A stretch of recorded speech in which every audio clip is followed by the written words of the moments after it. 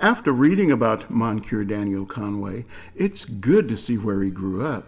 His family owned slaves, and he took slavery for granted as a youngster. But he eventually became one of the most prominent abolitionists in the country. He even consulted with President Lincoln on the subject. Talk about an outcast from the family, my goodness. He even referred to himself as the black sheep. So this is the door the Union soldiers broke in. I printed Moncure Conway's account of that. Here it is. My father was in Fredericksburg, and my two brothers far away in the Confederate ranks. The house was left empty and locked up, the house servants remaining in their abode in the backyard. It was never known who fired the shot. Our Negroes assured me that the house was locked and watched.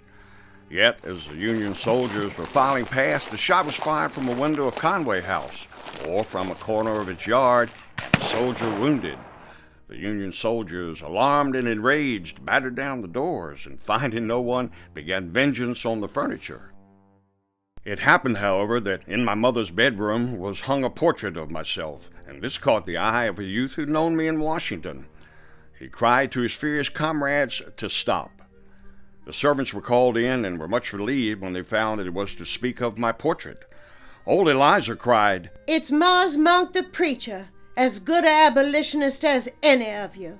It was some consolation to me that, though long regarded as the black sheep of the family, my portrait saved Conway House from destruction, for that was contemplated.